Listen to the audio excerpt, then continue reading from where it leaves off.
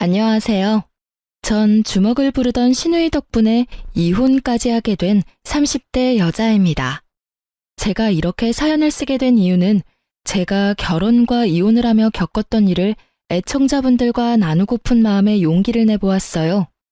지금은 물론 더없이 행복하지만 이혼 전 분노로 가득했던 제 이야기를 들어보실래요? 남편과 전 회사에서 만나 연인으로 발전해 결혼까지 이어진 사이였어요. 남편과 전 동갑이었지만 직급은 달랐어요. 전 또래보다 일찍 회사에 입사했고 남편은 공무원을 준비하다 취업했던 터라 저보다 직급이 아래였죠. 일머리가 좋진 않으나 남들보다 노력하고 성실해 보이는 남편의 모습에 하나 둘 신경을 써주다 보니 자연스럽게 연인 사이가 되었어요. 결혼하고 난 뒤 저는 부서가 다른 남편의 서포트를 해주었고 남편은 직장 내에서도 서서히 두각을 드러내며 인정을 받게 되었어요. 결혼 후 일도 잘 풀리고 마음도 편안해졌는지 남편은 언제나 다정했고 저흰 싸울 일이 없었죠. 생각해보면 연애 시절에도 싸운 적은 없었던 것 같아요. 거기에다 시골에 살고 계시는 어머님 아버님도 참 좋으신 분이었어요. 그 흔한 시댁 18번 곡이라는 손주 타령을 하시는 법도 없으셨죠. 오히려 신혼생활을 충분히 즐기고 2세 계획을 세우라며 저희의 라이프 스타일을 응원까지 해주셨어요. 전 그런 시부모님들을 보며 결혼 하나는 잘했다고 생각했죠. 친구들을 보면 다들 은근슬쩍 들어오는 임신 압박 때문에 질식할 것만 같다고 아우성치는데 저희 부부는 말 그대로 행복한 신혼생활을 즐기고 있었으니까요. 단 한 가지만 빼고요. 바로 남편의 누나인 노처녀 시누이만 뺀다면 완벽 그 자체였어요. 전 결혼을 결심할 당시 청약에 당첨이 되었었는데 완공까지 기간이 애매해 남편과 시누이가 함께 살던 집에서 며칠 지내다 새 아파트로 들어가기로 했어요. 상견례 자리에서 보았던 시누이는 상냥하고 쿨해 보였던 터라 크게 부딪히는 일은 없을 거라고 생각했던 저의 큰 착각이었죠.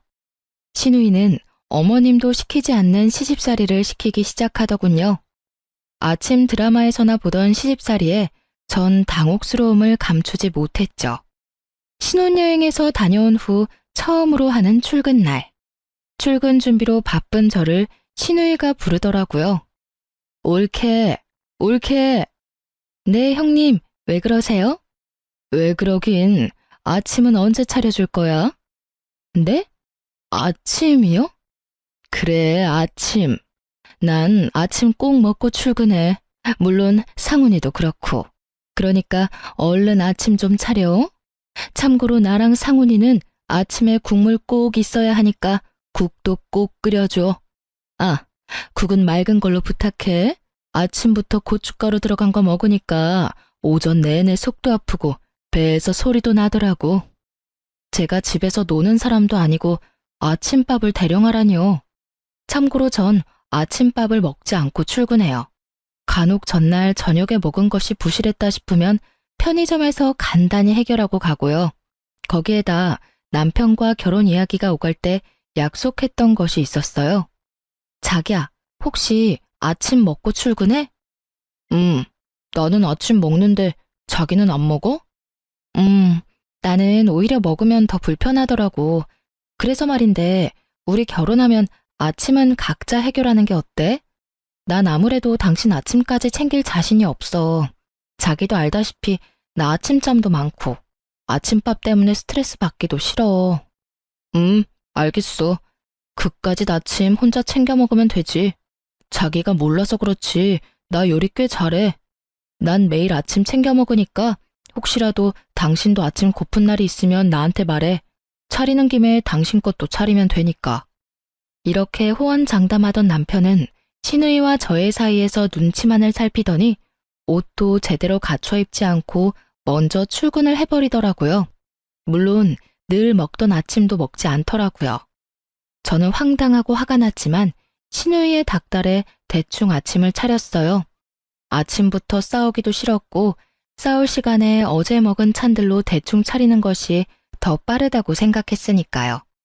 저의 아침상을 받은 시누이는 뻔뻔하기 짝이 없게 반찬 투정까지 하더군요. 에이, 이게 뭐야. 죄다 어제 먹었던 거잖아, 옳게. 우린 한 번 먹었던 반찬은 안 먹어. 국도 마찬가지고. 그러니까 내일 아침은 좀 더 일찍 일어나서 차려줘. 아침에 하기 힘들면 자기 전에 만들어 놓고 자든가. 알겠지? 아, 노력해 볼게요. 그럼 저는 출근해 볼게요, 형님. 거기서 더 지체했다간 지각이 뻔했던 저는 대충 받아주고 출근을 했어요. 남편과 부서도 달랐고 저희 둘 다 그간 밀렸던 일 처리를 하느라 바쁜 탓에 회사에서 마주치지 못했어요. 그래서 전 아침에 있었던 일을 깜빡하고 있었죠. 오전 시간이 어떻게 흘러간 것인지 모를 정도로 일 처리를 하다 보니 점심시간이 되었더라고요. 팀원들은 식사를 하러 가고 밀린 업무 때문에 천천히 점심을 즐길 시간이 없었죠. 이런 상황을 대비해 아침에 사두었던 삼각김밥과 커피를 마시며 업무를 보고 있는데 신우이에게 문자가 오더라고요. 옳게, 저녁은 연포탕, 그리고 아침은 콩나물국이 좋겠어. 제 두 눈을 의심했어요. 제가 무슨 입주 가정부도 아니고 이게 무슨 짓일까 싶더라고요. 전 바로 남편에게 연락을 해 당장 저에게로 오라고 했어요. 점심시간이 다 끝나갈 때쯤에 나타난 남편은 배부르게 식사를 마치고 한 손엔 커피까지 들고서 나타났더라고요. 왜 이제 와? 내가 아까 전화해서 빨리 좀 오라고 했잖아. 빨리 오려고 했는데 주문 취소가 안 되잖아. 그래서 다 먹고 오느라 늦었어. 빨리 오려고 한 사람이 커피 살 시간은 있었나 봐? 오는 길에 샀지. 그런데 당신 무슨 일 있어?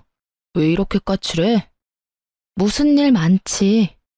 왜? 무슨 일인데? 아, 형님 진짜 왜 그러셔? 내가 형님 며느리야? 아침 차리라는 것도 짜증났는데 이것 좀 봐. 나한테 메뉴까지 정해주셨어. 내가 이딴 짓이나 하려고 당신이랑 결혼한 줄 알아? 전 형님의 문자를 남편에게 보여줬고 문자를 본 남편은 곤란하다는 듯 어색한 미소를 보이더라고요. 누나가 너 어릴 때부터 어버 키워서 그래. 나 20살 때부턴 누나랑 같이 살았던 터라 더 심한 것 같기도 하고 어떨 땐 나도 모르게 엄마라고 할 때도 있다니까. 엄마 같은 소리 한다 진짜. 그래봤자 당신이랑 누나랑 8살 차이밖에 더 나? 아니, 내가 100번 양보해서 엄마 같은 누나라고 치자. 그래도 이건 아니지. 요즘 진짜 시어머니들도 며느리한테 아침 차리라고 하시는 분들 잘 없어. 이제 다들 며느리 눈치 본다고. 멀리서 찾을 필요도 없어. 어머니만 봐도 알잖아. 나한테 어머님이 뭐 시키시는 거 본 적 있어? 우리 엄마는 당신한테 뭐 안 시키지. 시킬 시간에 직접 하시는 게 빠르다고 생각하시니까. 그러니까. 그런데 형님은 왜 그러시냐고. 내가 당신한테도 안 차려주는 아침 형님한테 차려주게 생겼어? 그리고 당신은 아침에 그러고 도망가면 어떻게 해? 당신이 형님한테 한 소리 해줬어야지. 내가 어떻게 누나한테 뭐라고 해. 내가 조금 전에도 말했잖아. 누나가 어쩔 땐 더 엄마 같다고. 내가 누나한테 뭐라고 하면 우리 누나 얼마나 섭섭해하겠어. 그럼 난 당신 안중에도 없는 거야? 내가 섭섭해할 건 신경도 안 쓰여? 전 이런 문제는 확실히 하고 싶었던 터라 남편을 좀 몰아세웠어요. 제가 그렇게 나오자 남편은 하는 수 없이 아침은 자신이 하겠다고 하더라고요. 원래 약속이 그러했는데 인심 쓴다는 듯 말하는 남편을 보며 기가 찼지만 어찌되었든 원하는 방향으로 흘러가게 되었으니 참기로 했어요. 그렇게 전 저녁 식사를, 남편은 아침 식사를 맡게 되었어요. 남편과 저 두 사람이 살았어도 이렇게 분담을 하려고 했었으니 큰 불만은 없었어요. 그날 저녁 전 연포탕을 포장해 집으로 돌아갔어요. 맞벌이 하시는 분들은 아시겠지만 퇴근해서 장까지 보고 연포탕을 언제 만들어서 언제 먹겠어요? 그렇게 연포탕이 드시고 싶다고 하니 포장이라도 해서 가는 수밖에요. 하지만 신우이는 사오는 정성은 정성도 아니라 생각하는지 툴툴거리기 시작했고 남편은 또 저에게 혼나겠다 싶었는지 슬쩍 제 편을 들어주었어요. 연포탕이 얼마나 간단한 건데 그냥 올케가 퇴근하고 와서 직접 만들면 되지. 그러는 누나도 연포탕은 못 만들잖아. 내가 해봐서 아는데 연포탕에 얼마나 손이 많이 가는데 낙지 손질하는 데만 해도 시간 엄청나게 걸린다고. 뭐라는 거야 얘가. 내가 안 해서 그렇지 다 할 줄 알거든. 넌 괜히 끼어들지 말고 밥이나 먹어. 딱 한마디뿐이었지만요. 신우이의 역성에 남편은 입을 다물었고 심기가 상할 대로 상해버린 신우이는 계속해서 구시렁거리며 연포탕을 3그릇이나 먹더군요. 언행 불일치의 표본인 신우이를 보며 앞으로 저의 앞날이 순탄치만은 않겠구나 싶었고 제 예감은 틀리지 않았죠. 다음 날 남편은 약속한 대로 일찍 일어나 아침을 차리기 시작했고 전 출근 준비를 하고 있었어요. 신혼여행의 여파로 밀린 업무가 상당했기에 전 화장도 하지 못하고 얼굴에 크림만 바르고선 집을 나서려고 하고 있었죠. 그 순간 남편이 아침을 준비하는 모습을 본 신우이가 화를 내며 저를 불러 세우더라고요. 야, 너 지금 뭐 하는 짓이야? 응? 너 아침 차리잖아. 네가 그걸 왜 해? 올케, 이리 좀 와봐. 못 들은 척하기엔 신우이의 목소리가 너무 컸던 터라 일단 전 신발을 벗고 집으로 들어갔어요. 네, 형님. 왜 그러세요? 왜 그러세요? 몰라서 물어? 올케는 뭐하고 내 동생이 저러고 있어? 왜 내 동생을 부려먹냐 말이야? 형님, 부려먹는 게 아니라 이건 남편하고 저하고 결혼하기 전부터 약속했던 일이에요. 제가 원래 아침을 안 먹거든요. 그래서 먹어야 하는 사람이 직접 차려 먹기로요. 아, 몰라. 난 그런 거 모르니까 앞으로 상훈이 부려먹지 마. 알겠어? 신우이는 모르쇠로 일관하며 억지를 부리기 시작했고 전 슬슬 짜증이 나더라고요. 저도 모르게 짧은 한숨이 나오며 미간이 구겨진 그때 중간에서 눈치를 살피던 남편이 이대론 진짜 큰일 나겠다 싶었는지 소심하게 나섰어요. 누나, 그냥 내가 하면 돼. 지우 말대로 우리 결혼하기 전부터 약속했던 거야. 그리고 지우 요즘 일도 많아서 바쁘단 말이야. 바쁘면 아침에 좀 더 일찍 일어나서 밥 차리고 출근하면 될 거 아니야. 그리고 일은 혼자 하니? 너도 하고 나도 해. 혼자 바쁜 척은? 그게 지우가 요즘 내 일도 봐주고 있어서 더 바빠졌어.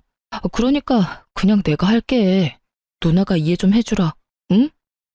네가 뭐라고 하든 난 이해 못하니까 내일부턴 올케가 차려. 알겠어? 아침부터 남편 손에 물 묻히지 말란 말이야. 대화가 전혀 통하지 않는 신우이와 더는 입씨름할 시간이 저에겐 없었고 전 그냥 알겠다고 하고 출근을 해버렸어요. 정말 별 생각이 다 들더라고요. 혼인신고하기 전에 이혼해야 하나부터 이런 일로 이혼까지 해야 하나까지. 긴 고민 끝에 내린 결론은 조금만 더 참자였어요. 이혼은 정말 말도 안 되는 것 같았고 정 안 되면 분가를 하면 되는 일이었으니까요. 그까지 다침 차려주자 싶었죠. 하지만 신우이는 저의 인내심을 실험이라도 하는 듯 저를 못살게 굴기 시작했어요. 40이 다 되어가는 나이에 어디서 남자를 그렇게 만나는지. 거짓말 조금 보태서 하루 건너 하루씩 남자가 바뀌는데 정말 미칠 것 같았어요. 신우이의 애인이 바뀌는데 왜 제가 미치느냐고요? 헤어질 때마다 저에게 화풀이를 했으니까요.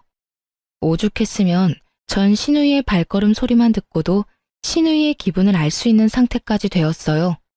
그날도 방문을 탁 닫고 걸어오는 신우이의 발걸음 소리가 예사롭지 않더라고요.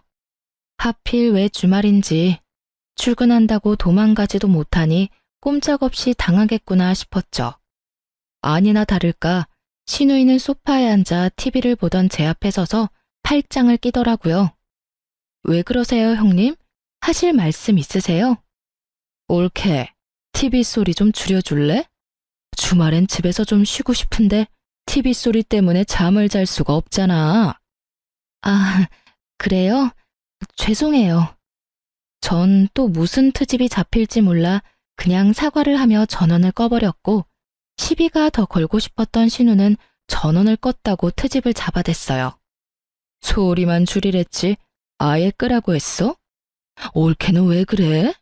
왜 날 TV도 못 보게 하는 못돼 먹은 시누이로 만드냐고. 노처녀 히스테리 무섭다고 하더니 정말 경험해보니 장난 아니더라고요. 반찬 투정은 기본이고 바닥에 머리카락 떨어지니 집에선 머리를 풀지 말라고 하질 않나. 자신이 보는 앞에선 남편과 애정 표현도 자제해달라고 하더니 이젠 하다못해 TV 끄는 것까지 트집을 잡으니 이성의 끈이 확 끊기더라고요. 형님, 진짜 저한테 왜 그러세요? 제가 웬만하면 그냥 참으려고 했는데 해도 너무하시네요. 제가 무슨 동네북도 아니고 왜 계속 트집을 못 잡아서 안달이냐고요. 트집? 내가 트집을 잡았다고? 내가 언제? 잡힌 트집이 워낙 많아서 저도 일일이 말씀 못 드리니까 혼자 곰곰이 생각해 보세요. 전 피곤해서 이만 들어가 볼게요. 전 신우의 얄미운 모르쇠 공격이 나오기 전에 말을 끊고 방으로 들어와 버렸어요. 씩씩거리며 방으로 들어온 저를 본 남편이 무슨 일인지 말하지 않아도 알겠다는 듯 제 눈치를 살피더라고요. 그 모습을 보는데 더 열이 받았어요. 이런 일엔 남편이 나서 중재를 해줘야 하는 것이 맞는 거 아닌가요? 남편은 신우이에게 한 소리를 들은 이후 중재는커녕 방관자가 되었고 일은 벌어진 후에나 눈치를 살피는 남편이 얄밉더라고요. 누나가 또 뭐라고 그래? 알면서 왜 물어? 이젠 TV 볼륨 가지고 트집 잡더라니까. 그래서 내가 그냥 미안하다면서 TV 끄니까 또 왜 끄냐고. 왜 못돼 먹은 신우이 만드냐고 따지시는데 내가 화가 나겠어 안 나겠어? 당연히 화가 나지. 우리 누나 진짜 왜 그러나 모르겠네. 나 도저히 안 되겠어. 그냥 우리 나가서 살자. 나 진짜 이러다 정신병 걸릴 것만 같아. 에이, 요즘 월세가 얼만데 당신이 조금만 더 참아주면 안 돼? 더 참을 수 있었으면 말도 안 꺼냈어. 월세가 얼마나 들든 난 나가야겠다고. 싫으면 당신은 여기서 당신 누나랑 같이 살아. 난 원룸이라도 얻어서 나갈 테니까. 싫은 소리는 했어도 이렇게까지 딱 잘라 말한 적이 없던 저였기에 남편도 드디어 상황의 심각성을 깨달은 듯 했습니다. 저에게 며칠만 기다려주면 자신이 단호하게 말하겠다고 하더라고요. 전 진짜 마지막이라 생각하며 남편의 말을 믿어보기로 했어요. 집안에는 찬바람이 불었고 한동안 조용하던 신우이가 아침을 먹다 말고 저를 부르더라고요. 남편은 그때만 기다린 사람처럼 신우이의 말을 자르곤 단호하게 말했어요. 올케, 오늘 누나, 제발 그만 좀 해. 내가 뭘 했다고 그만하래? 또 지우한테 뭐라고 하려고 그러는 거잖아. 지우 좀 그만 괴롭혀. 지켜보는 나도 이렇게나 힘든데 당하는 지우는 오죽하겠어? 내가 누나 때문에 지우 볼 낯이 없어. 지금도 봐봐. 아침부터 신우이 밥 차려주는 올케가 어디 있다고 또 뭐라고 하려고 그래? 짜든 싱겁든 고맙다고 하고 그냥 좀 먹어주면 안 돼? 얘가 아침부터 생사람 잡네. 난 올케한테 국 맛있다고 말하려고 했어. 왜 오버하고 난리래? 그랬어? 이게 다 누나 탓이잖아. 오죽하면 내가 이러겠어? 누나가 이 사람 쥐잡듯 잡으니까 나는 당연히 또 혼내려나 보다 했지. 하여튼 이제 좀 자제 부탁해. 누나도 소중한 가족이지만 지우도 소중해. 그러니까 누나도 소중히 대해줘. 어이구, 알겠으니까 얼른 밥 드세요. 올케, 내가 요즘 좀 심했지? 섭섭했으면 풀어. 앞으론 나도 조심할게. 네? 아, 네. 갑자기 단호해진 남편도 놀라웠지만 순순히 인정하며 숙이고 들어오는 신우이가 더 놀라웠어요. 갑자기 변해버린 신우이의 태도엔 이유가 있었더라고요. 그건 다들 예상하시듯이 남자가 생긴 것이었어요. 그것도 무려 10살 차이가 나는 남자요. 평소 신우이의 스타일은 문자보단 전화를 선호하는 스타일이었는데 웬일인지 문자를 보고 웃고 있더라고요. 그 모습이 생소해 제가 물었어요. 형님, 무슨 연락이길래 그렇게 웃으세요? 아, 이거? 나 사실 결혼하고 싶은 남자가 생겼어. 정말요? 어떤 남자이길래 우리 형님 마음을 사로잡았대요? 그게 10살 연하야. 네? 10살이요? 와, 어떻게 만나셨는데요? 그게 술집에서 어쩌다 보니 합석하게 돼서 만나게 됐어. 외국에서 일하다가 한국 들어온 지 얼마 안 됐다고 하더라고. 얼굴도 엄청나게 잘생겼다. 완전히 내 이상형에 가까워. 그럼 만난 지 얼마 안 되셨을 텐데 벌써 결혼까지 생각하시는 거예요? 운명인 것 같아. 처음 보는 순간부터 저 남자는 내 남자다 싶더라니까. 만난 지 얼마 되지 않은 연하의 남자와 결혼이라니. 그건 좀 아니지 않나 하는 생각이 들었지만 굳이 입 밖으로 꺼내진 않았어요. 그저 저에게 괜한 불똥만 튀지 않길 바라고 바랄 뿐이었죠. 아파트 입주도 코앞으로 다가왔고 이때껏 버틴 것이 아까워서라도 더는 신우이와 부딪히고 싶지 않았어요. 하지만 신우이는 이런 제 각오를 사뿐히 짓밟더라고요. 트집이 사라진 신우이는 이제 다른 방법으로 제 인내심을 실험하기 시작했어요. 그날은 오랜만에 남편과 밖에서 오붓하게 저녁을 먹기로 한 날이었어요. 그날따라 옷이고 가방이며 왜 그렇게 찾는 것마다 보이지 않는지 신경질이 다 나더라고요. 어? 어디 갔지? 오늘 진짜 무슨 날인가? 왜 이렇게 찾는 것마다 없지? 왜? 못 찾는데?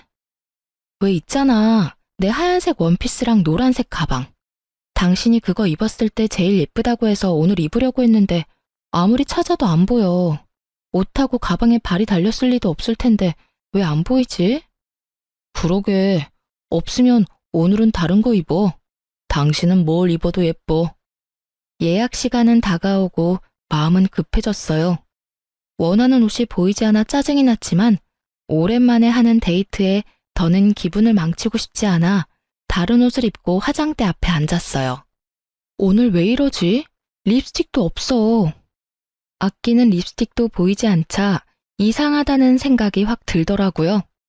혼란에 빠져있는 그때 신우이가 콧노래를 부르며 집으로 들어왔고 전 설마 하는 마음으로 거실로 나갔어요. 정말 설마가 사람을 잡더라고요. 네, 맞습니다. 신우이는 제 옷을 입고 가방을 어깨에 메고선 립스틱까지 가지고 외출했던 것입니다. 물론 저에게 묻지도 않고요. 어떻게 생각하면 별거 아닐 수도 있지만 이때껏 당한 것이 있어서 그런지 눈이 다 뒤집히게 화가 나더라고요. 남편은 어찌할 바를 몰라 발만 동동 굴리며 제 눈치를 보더군요. 전 끓어오르는 화를 최대한 누르고 조심스럽게 말했어요. 형님, 지금 입고 있는 옷, 제 옷 맞을까요? 쇼핑 좀 해야지. 나가려고 보니까 입을 게 마땅치 않아서 올케 옷 좀 빌려 입었어. 옷에 맞는 가방도 없길래 가방도 좀 쓰고. 다음부턴 이러지 말아주세요. 최소한 미리 말씀이라도 해주세요. 저도 오늘 입고 나가려고 했는데 안 보여서 한참을 찾았어요. 부탁 좀 드릴게요. 누가 누구한테 부탁해야 하는 상황인지. 어쨌든 전 최대한 좋게 말하려고 애썼지만 받아들이는 신우이는 그렇지 않았죠. 방귀 낀 놈이 성낸다더니 그 말이 딱 맞더라고요. 신우이는 제 말이 끝나기도 전에 신경질적으로 가방을 내던지고 입고 있던 옷까지 벗는 신용을 하더군요. 남동생이 보고 있었으니 차마 진짜 벗을 수는 없었는지 원피스 뒤 지퍼를 내리다 멈추곤 저에게 고래고래 소리를 질렀습니다. 이까짓 옷이랑 가방 줘도 안 해. 이까짓 거 얼마나 한다고. 제가 어디 가서 할 말 못하고 그런 사람이 전혀 아닌데 너무 황당하니 말문이 턱하고 막히더라고요. 제가 아무 말도 하지 않고 있자 저를 쏘아보던 신우이는 방으로 신경질적으로 들어가 버렸습니다. 폐악에 가까운 신우이를 보고 있자니 남편과 데이트할 마음도 싹 사라졌고 전 그대로 방으로 들어와 깊은 고민에 빠졌어요. 신우년의 머리털을 다 뽑아야 하나 말아야 하느냐는 고민이요. 그런 고민도 잠시 결국 한 번 더 참기로 마음먹었어요. 곧 시집을 간다니 그때까지만 죽은 듯이 참고 살지 싶었네요. 지금 생각하면 그때 머리털을 다 뽑아놨어야 했는데, 그땐 남편을 사랑했기에 더 큰 분란을 만들고 싶지 않은 마음이 더 컸던 것 같아요. 미련스럽고 바보같이 말이에요. 거기에다 남편도 이때까진 저의 마음을 헤아려 주려고 노력했고요. 여보, 내가 당신한테 면목이 없네. 미안해. 내가 대신 사과할게. 정말 미안. 아휴, 당신도 힘들지? 중간에서 두 여자 눈치 살피느라. 나도 당신 생각해서 조금만 더 참자 싶은데 막상 형님 저러는 거 보면 그게 마음처럼 잘 안 돼. 아니야. 당신 오늘 충분히 참았어. 사실 난 아까 누나 들어오는데 당신 옷 입고 가방까지 든 거 보는데 아, 오늘 진짜 큰일 나겠구나 싶었다니까. 그런데 당신이 참는 거 보면서 내가 얼마나 미안하고 고마운지. 다시 한번 미안해, 여보. 그리고 참아줘서 고마워. 내가 우리 둘이 살게 되면 진짜 여왕님처럼 모시고 살게. 이렇게까지 하는 남편을 보니 화도 좀 가라앉는 것 같았어요. 그리고 시누이가 화까지 내며 그렇게 호언장담했으니 다신 제 물건을 건드리는 일은 없겠지 했죠.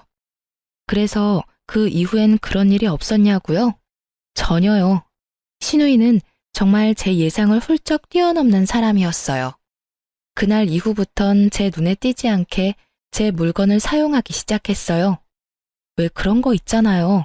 제가 뒀던 자리가 아닌 다른 곳에서 제 물건이 있다든지 제가 모르는 얼룩이 묻어 있다든지 분명 시누이 짓이 분명했지만 확실한 증거가 없는 그런 상황이 계속되었어요. 그래서 전 시누이가 발뺌할 수 없도록 묘수를 생각해냈죠. 저는 덫을 놓았고 이제 시누이가 덫에 걸리길 기다렸어요. 얼마나 지났을까요? 도저히 참을 수 없는 일이 일어나고야 말았습니다. 그날도 시누이는 제 가방을 몰래 들고 나갔고 저에게 딱 걸리고야 말았어요. 전 참을 수가 없었죠. 그 가방은 엄마가 결혼할 때 물려주셨던 고가의 명품 가방이었습니다. 가격도 가격이지만 의미가 깊은 가방이라 저도 훗날 딸이 있다면 딸에게, 아들뿐이라면 며느리에게 물려주고자 아끼고 아끼던 것이었어요. 그런 가방을 또 묻지도 않고 가지고 간 것도 화가 나는데 가방을 자갈밭에다 굴렸는지 걸레짝을 만들어 들어왔더군요. 그리곤 미안하다는 기색도 없는데 그야말로 전 분노가 폭발해버렸어요. 더는 참고 말고 할 이성이 사라졌다는 말이 더 맞겠네요. 형님, 이게 뭐예요? 전 걸레짝이 된 가방을 들고 집으로 들어서는 형님에게서 가방을 휙 낚아채며 소리를 질렀어요. 그런 제 목소리가 듣기 싫다는 듯 시누이는 귀를 후벼파며 말했어요. 아, 시끄러워. 그까짓 가방 얼마나 한다고? AS 맡겨. 아니면 하나 새로 사든가. 새로 사준다고 해도 진정이 안 되는데 어쩜 그리도 뻔뻔할 수가 있는지. 남편은 눈을 질끈 감았고 전 실소가 흘러나왔어요. 형님, 이 가방 친정엄마가 처녀 때 구입하셔서 물려주신 가방이라 이제 사지도 못하는 그런 가방이라고요. 그리고 설사 다시 살 수 있다고 한들 걸레짝 만들어 온 건 형님인데 왜 제가 사요? 형님이 사주셔야죠. 참나, 난 또 새 가방이라도 되는 줄 알았네. 그래, 내가 물어줄게. 얼마면 돼? 한 100만 원 하면 돼? 100만 원이요? 형님이 방금 말씀하셨다시피 그 가방 컨디션이 새 것과 다름없었는데 그게 고작 100만 원일까요? 무려 샷된 가방인데? 형님이 가지고 계신 짝퉁 생각하시면 안 되죠. 물어주신다고요? 그래요, 물어주세요. 지금 중고 시세로 다 빼고 가방 가격만 받아도 1000만 원은 좋게 넘을 텐데 가족이니까 뒷단위 빼고 1000만 원만 받을게요. 제 계좌 문자로 보낼 테니 당장 입금해주세요. 뭐? 1000만 원? 뭐 이렇게 장난해? 지금 제가 장난하는 걸로 보이세요, 형님은? 아, 아니, 그냥 똑같은 S급으로 사면 아무도 모르겠구만. 그리고 그렇게 비싼 가방을 왜 아무렇게 놔둬? 나는 그냥 눈에 보이니까 빌려갔던 거지. 아무렇게 놔두다니요. 옷방 제일 깊숙한 곳에 더스트에 박스까지 해서 넣어뒀는데요. 그리고 형님, 입은 삐뚤어졌어도 말은 바로 하셔야죠. 그건 빌린 게 아니고요. 훔쳐 쓰신 거예요. 뭐라고? 훔쳐? 내가 도둑질이라도 했다는 거야? 그럼 이걸 뭐라고 말할 수 있나요? 주인한테 묻지도 않고 남의 물건 막 가지고 가서 쓰는 행동을? 몰래 훔쳐가서 썼으면 깨끗하게라도 쓰시던가. 걸레짝을 만들어서 가지고 왔으면서 어쩜 사과 한마디가 없으세요? 사과는커녕 왜 그렇게 당당하신 거냐고요?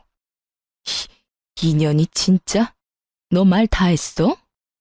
언성은 높아지고 자칫 몸싸움으로 번질 수도 있는 상황이 되자 도저히 안 되겠는지 남편이 나섰어요. 둘 다 그만 좀 해, 제발. 누나는 당장 이 사람한테 사과해. 그리고 당신도 도둑질이라고 한 건 심했어. 내가 뭐 가족끼리 가방 좀 들고 나간 게 그렇게 큰 죄야? 이 사람이 자기 물건 함부로 쓰는 거 싫다고 말했었잖아. 저번에도 그 난리를 피웠으면서 또 왜 이랬어? 이 사람 말대로 몰래 가지고 나갔으면 깨끗하게 쓰고 뒀어야지. 이게 뭐야? 다 망가뜨려서는. 너까지 이럴 거야? 이깟 가방이 뭐라고? 네가 나한테 이럴 수가 있어? 내가 너한테 어떻게 했는데? 너 장가 가더니 변했어. 매번 마누라 편만 들고 내가 너 이럴 때마다 얼마나 섭섭한 줄 알아? 급기야 신우이는 눈물을 짜내기 시작했고 멍청한 남편놈은 신우이 역성을 들기 시작했습니다. 결국 신우이와의 다툼은 남편과의 싸움으로 번져버렸죠. 누나, 울어? 뭐 이런 일로 울고 그래. 당신 얼른 누나한테 사과해. 뭐? 나더러 지금 뭘 하라고? 사과, 당장 무릎 꿇고 싹싹 빌어. 누나가 아무리 잘못했어도 그렇지 도둑으로 모는 건 당신이 잘못했어. 얼른, 누나 울잖아.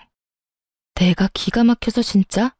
당신 눈에는 당신 누나 우는 것만 보이고 내 억장 무너지는 건 안 보이나 봐. 무릎 꿇고 싹싹 빌어야 할 건 내가 아니라 형님이라고. 상황 파악이 그렇게나 안 돼?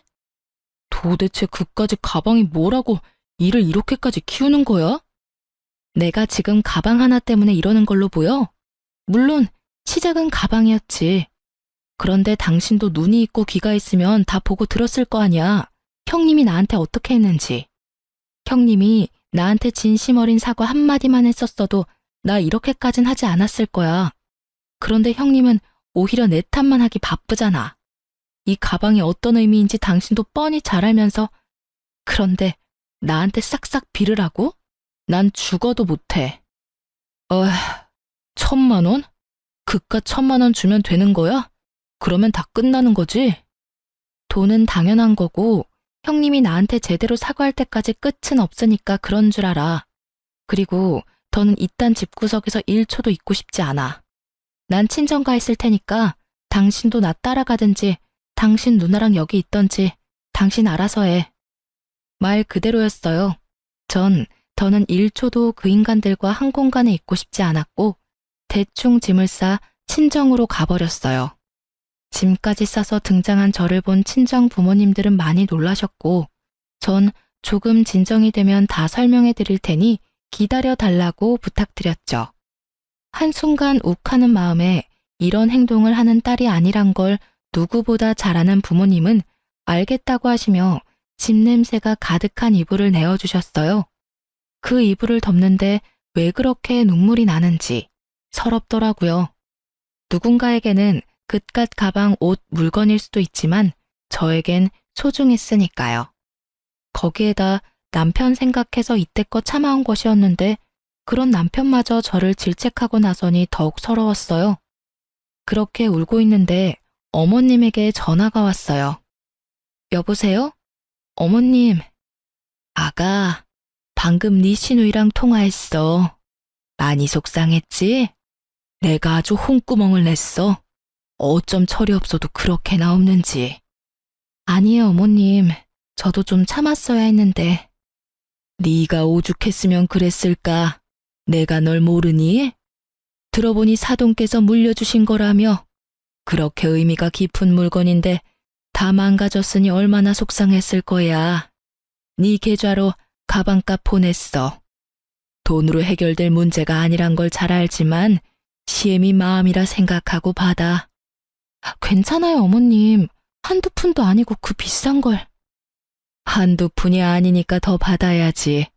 이런 문제는 확실히 하고 넘어가야 해. 이렇게 한다 해도 네 마음이 완전히 풀리지 않을 거란 걸 잘 안다. 친정에 있다고? 간 김에 푹 쉬어. 네 남편이 싹싹 빌기 전까진 돌아갈 생각도 말고. 알겠니? 감사해요, 어머님. 감사하긴. 내가 미안하구나, 아가.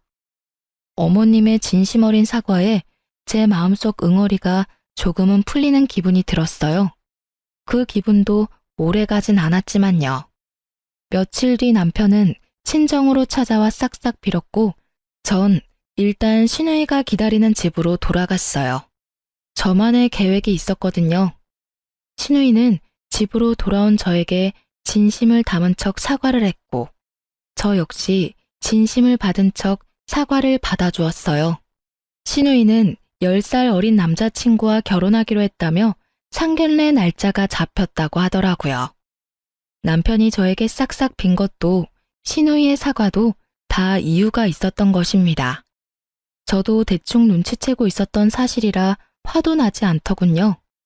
그날부터 시누이는 저에게 잘해주기 시작했어요.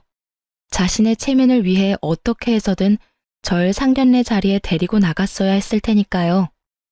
옳게. 이제부터 아침은 내가 알아서 차려 먹을게. 생각해보니까 옳게는 아침도 안 먹는데 그 바쁜 아침에 식사 준비까지 시키는 건 내가 좀 너무했다 싶더라고. 전 이제야 제정신이 바뀐 것인지 처음으로 정상적인 말을 하는 시누이를 보며 언제까지 일어나 지켜보기로 했어요. 속이 뻔히 보이는 친절에 헛웃음이 터져나왔지만 꽤 참을 만했어요. 형님 뜻이 그렇다면 그렇게 하세요. 그런데 상견례 날짜 잡으셨다면서요? 이번 주 주말 맞아요? 옳게도 같이 갈 거지? 그럼요. 제가 가야죠. 10살 차이라고 했었죠? 나이 차이가 꽤 나는데 반대는 없었나 봐요, 형님? 그게 사실 나이를 속였어. 5살 차이 나는 걸로. 남자친구도 몰라. 그러니까 옳게도 아무 말 하지 말아줘. 상견례만 무사히 마치면 남자친구한텐 말하긴 할 건데 아직 입이 안 떨어져서 그래. 그것도 그렇고 나 임신했어. 이제 와서 나이 때문에 파혼이라도 당하면 어떡하겠어? 그러니까 옳게 나이 이야긴 하지 말아줘. 알겠지? 아, 네. 나이도 나이지만 임신이라니 아무리 생각해도 석연치 않더라고요. 그래서 전 다음날 급하게 몸이 좋지 않은 척 연차를 냈고 남편과 시누이가 출근하길 기다렸어요. 드디어 두 사람은 출근을 하고 전 집에 혼자 남게 되었어요. 전 시누이의 방을 뒤져 산모 수첩과 초음파 사진을 찾아냈고 충격적인 사실을 알게 되었죠. 주수와 날짜를 확인해 보니 시누이 뱃속의 아기, 지금 남자친구의 아기가 아니더라고요. 분명 전 남자친구의 아기였어요. 참 대단하다 싶었네요. 언젠가는 밝혀질 텐데 겁도 없이 이런 걸 속이다녀. 뒤늦게 안 사실인데 시누이는 전 남자친구와 헤어지고 지금 남자친구와 만날 무렵 이 사실을 알았고 남자친구를 놓치고 싶지 않은 욕심에 이런 엄청난 거짓말을 했다고 하더라고요. 뻔뻔하다고 해야 할지 무섭다고 해야 할지. 하여튼 시간은 흘러 주말은 다가왔고 전 평소와는 다르게 힘껏 꾸몄어요. 머리도 하고 메이크업도 받았죠. 아주 값비싼 옷도 한 벌 사 입었네요. 시누이의 상견례 날이 저에게도 중요한 날이었으니까요. 와, 옳게. 다른 사람 같아. 너무 단아하고 고급스러운 게 사모님 같아. 올케 덕분에 내 기가 다 사는데? 고마워, 올케. 이렇게까지 신경 써줘서. 그러게, 당신 오늘 정말 예쁘다. 그래? 그래요? 오늘이 어떤 날인데 제가 신경 써야죠. 어머님, 아버님은 좀 늦으신다던데. 저희 먼저 들어갈까요? 어깨에 힘이 한껏 실린 신우이는 신난 손길로 예약한 방문을 열었고 그곳엔 신우이의 남자친구만 덩그러니 있었어요. 자기야, 언제 왔어? 연락하지? 그런데 왜 혼자야? 그게, 누나가 왜 내 여자친구랑 같이 와? 저를 보며 누나라고 부르는 신우이의 남자친구. 맞습니다.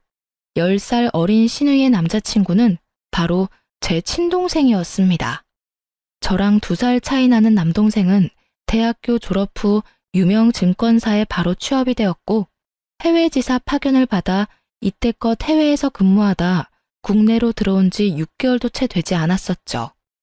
남편과 연애할 때도 코로나가 한창 심했을 때라 남편도 동생 얼굴을 보지 못했고 상황이 그러해 제 결혼식에도 물론 오지 못했으니 신우이도 동생인 줄 몰랐던 거죠. 지금 생각하면 신우이에게 참 고마워요. 하필 제가 가장 아끼는 가방을 들고 나가 걸레짝을 만들어주는 바람에 제가 친정으로 갈 수 있었고 친정에서 남동생과 신우이가 함께 찍은 단 한 장의 사진을 조르고 졸라 볼 수 있었으니까요. 평소에 사진 찍는 걸 정말 싫어하는 남동생인데 신우이가 억지로 찍은 사진이라고 하더라고요. 그 점도 얼마나 고마운지. 그 덕분에 제가 이 모든 사실을 미리 알고 계획을 세울 수 있었으니까요. 아, 물론 동생에게도 말하지 않았어요. 미리 알려야 하나 생각도 했지만 신우이가 눈치라도 챈다면 또 무슨 변명을 하며 빠져나갈지 모르는 일이었으니까요. 모든 일은 제 계획대로 되었고 신우이의 표정은 절망 그 자체였어요. 누나라니? 이게 다 무슨 소리야, 올케? 내 남자친구랑 아는 사이야? 네, 형님. 제 남동생이에요. 참, 이런 우연이 다 있네요. 그렇죠, 형님? 올케, 그게 말이야. 아, 진짜 어떡해. 그냥 내가 다 잘못했어. 전부 다. 나 좀 받아주면 안 될까? 내가 진짜 잘할게, 응?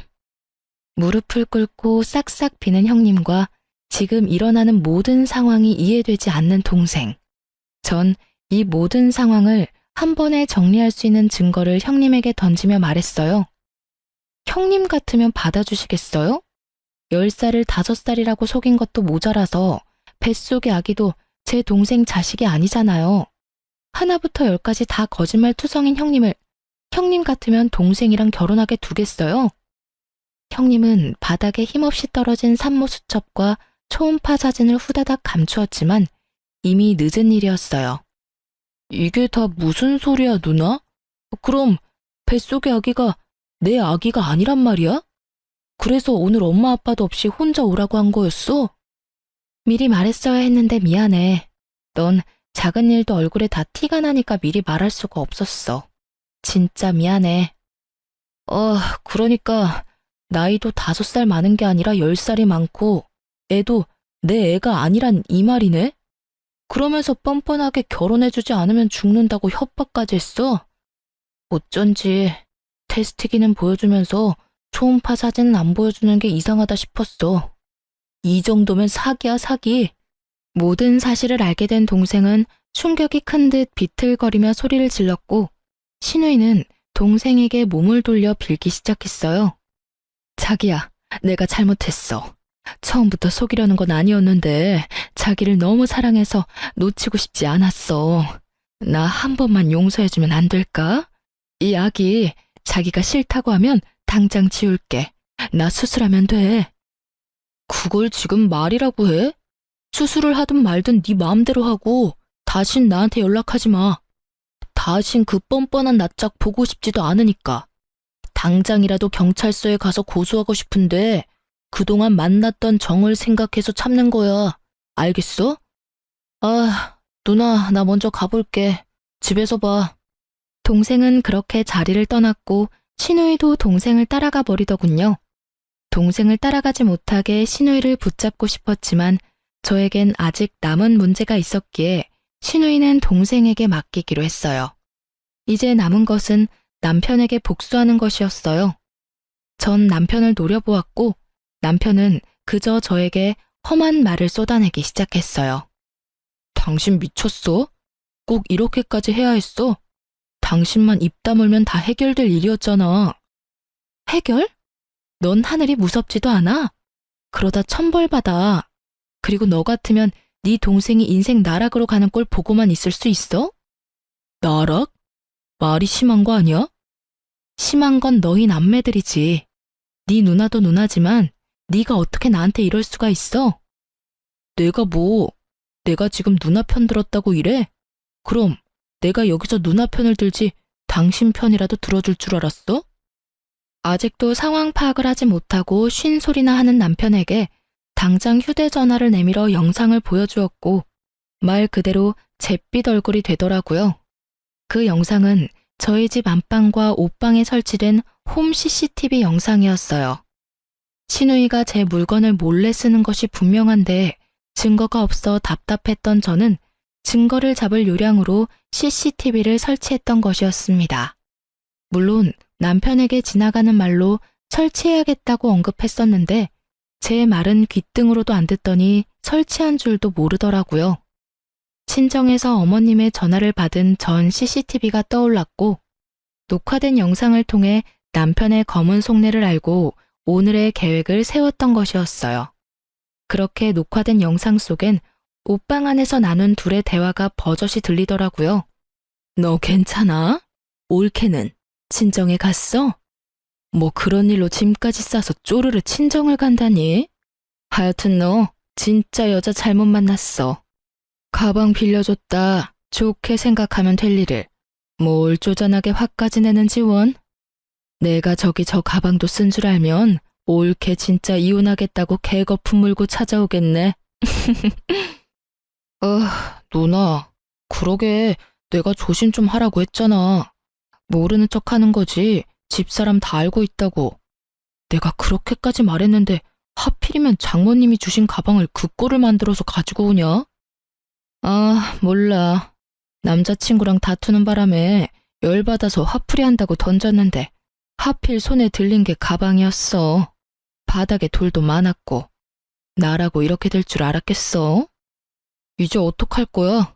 저 사람 저대로 두면 누나 상견례는 어쩌려고. 어떻게든 오게 해야지. 넌 결혼해도 그딴 년이랑 결혼했니? 오늘도 봐. 이까진 일로 짐 싸서 친정 가는 게 말이나 돼? 그년 때문에 나만 엄마한테 혼났잖아. 나라고 알았겠어. 그렇지 않아도 이번에 회사에서 맡은 프로젝트만 무사히 끝내면 이혼할 거야. 성질머리가 얼마나 더러운지 생각 같아선 당장이라도 이혼하고 싶은데 와이프 도움 없이는 프로젝트 성공리에 끝내기란 불가능에 가까우니 어쩌겠어. 누나 결혼식도 있고. 일단 다 무사히 넘기고 나 진급만 하면 당장 이혼할 거니까 누나도 그때까진 비위 잘 맞추란 말이야. 알겠지? 더 들을 수가 없어 전 영상을 꺼버렸어요. 기껏해야 어머님께 형님의 만행을 알리고자 설치했던 CCTV였는데 이런 월척이 낚일 줄 누가 알았겠어요? 숨겨왔던 민낯이 드러나니 남편은 시누이가 꿇었던 그 자리에 똑같이 무릎을 꿇고 싹싹 빌더군요. 여보, 저 말 다 진담 아닌 거 당신은 알지? 별것도 아닌 일에 당신이 집을 나가버리니까 화가 나기도 했고 누나도 달래줄 겸 그냥 한 말이었어. 진짜 당신하고 이혼할 생각은 전혀 없었다고. 내가 당신을 얼마나 사랑하는데 당신도 잘 알잖아. 사랑 타령을 하는 남편을 보는데 화가 다시 솟구쳐 올랐어요. 저 망설이지 않고 남편의 뺨을 내리쳤습니다. 사랑? 웃기고 있네. 이 와중에도 거짓말을 하고 싶니? 정말 소름 끼친다. 그냥 이혼해 우리. 곧 어머님 아버님 오시지? 영상은 내가 보내드릴 테니까 자세한 설명은 네가 해. 그러면 법원에서 보자. 그렇게 저도 그 자리를 났습니다. 뒤에서 남편의 절규가 들려왔지만 아랑곳하지 않았어요. 이미 제 마음을 떠난 사람이었으니까요. 일말의 감정도 남지 않았죠. 저를 등에 업고 날개를 달려고 했다니 정말 가당치도 않았어요. 그래서 어떻게 됐냐고요? 뻔한 결말이었죠. 폭이란 모르는 전 시누이는 하루가 멀다고 남동생을 찾아왔고 결국 전 시누이를 스토킹과 사기죄를 묶어 경찰에 신고해버렸어요. 전 당연히 이혼했습니다.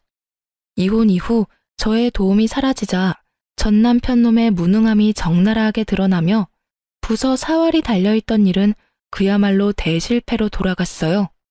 회사 명예를 땅에 떨어뜨린 수준이었고 프로젝트 책임자였던 전 남편은 그에 대한 징계로 권고사직까지 받았고요. 같은 회사에서 어떻게 보고 살아야 하나 고민이 많았는데 얼마나 다행스럽던지 그 후 친정의 모든 사실을 아시게 된 시부모님들이 찾아오셔서 저와 남동생에게 용서를 구하셨어요. 말은 그렇게 했지만 굳이 시부모님들께 녹화 영상을 보내지 않았었는데 도둑이 재발 저린다고 전 신우와 전 남편이 스스로 다 말했던 모양이었어요. 눈물을 훔치시며 용서를 구하시는데 잘못한 것도 없는 제가 다 죄송스러워 혼났네요. 어떻게 저런 올곧은 부모님 밑에서 그딴 자식들이 태어났는지 아직도 의문이에요. 그 뒤로도 크고 작은 일이 더 있었지만 다 쓰자니 말이 길어질 것 같아 이만해야 할 것 같아요. 다음에 시간이 된다면 또 사연을 통해 말씀드리도록 할게요. 어찌되었든 저와 남동생은 나락으로 갈 뻔했던 인생을 잘 구출했어요. 동생은 그 후 다시 외국 지사로 나갔어요. 아무래도 자신은 외국 생활이 더 맞는다며 나가버리는데 말릴 수가 없더라고요. 제 잘못은 없었지만 동생에게 미안한 마음이 있었던 터라 동생의 결정을 그저 응원하기로 했어요. 어제 동생과 오랜만에 통화를 했는데 여자친구가 생겼다고 하더라고요.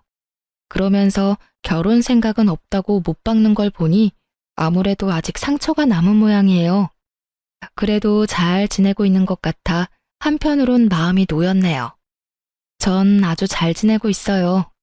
이혼 후 완공된 아파트에 부모님을 모시며 사랑 가득한 하루하루를 보내는 중입니다. 그리고 전 남편이 말아먹었던 그 프로젝트를 이번엔 꼭 성공시켰으면 좋겠다며 저에게 일을 배당해 주더라고요. 다른 부서 일이긴 하지만 제가 뒤에서 돕고 있었다는 사실을 다들 알았던 터라 책임자 선정에 이견이 없었어요. 그래도 누가 한번 말아먹은 프로젝트라서 부담은 되더라고요. 하지만 회사 팀원들이 저번 같은 실수는 없어야 된다며 다들 이를 갈며 임한 덕분에 어느 정도 성공리에 마무리가 된 상태예요. 그리고 저는 이번 3월 승진 대기 명단에 이름이 올라갈 것 같네요. 자랑하는 것이 맞으니 축하해주세요. 사실 전 남편과의 이혼으로 안쓰럽게 보는 시선들도 있어 마음껏 자랑하지 못했거든요. 전 이혼에 대한 후회도 미련도 없는데 주변 생각은 다른 것 같더라고요. 전 이제 아등바등 살았던 과거는 버리고 새롭게 살아보려고 해요. 우선 이제껏 쓰지 않았던 연차들로 부모님과 함께 동생에게 다녀오려고요. 보란듯이 행복하게 살아갈 거예요. 저는 이만 다른 사연 들으러 물러가 볼게요. 지금까지 저의 긴 사연 들어주셔서 감사합니다.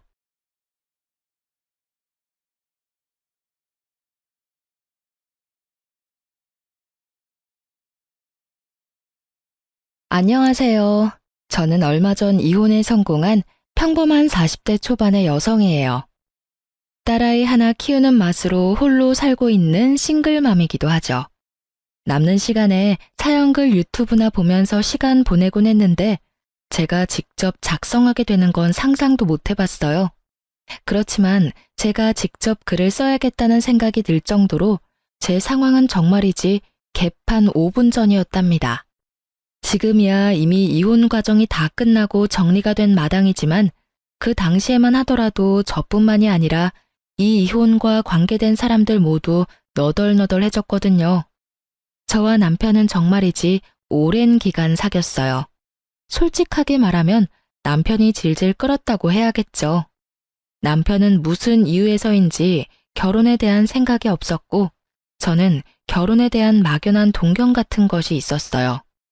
그리고 무엇보다도 나이가 들면서 하나하나 자리 잡아가는 친구들을 보니 저도 그렇게 안정적인 자리를 잡고 싶다는 생각을 했거든요. 그래서 마지막으로 당시의 남친이었던 남편에게 통보했었죠.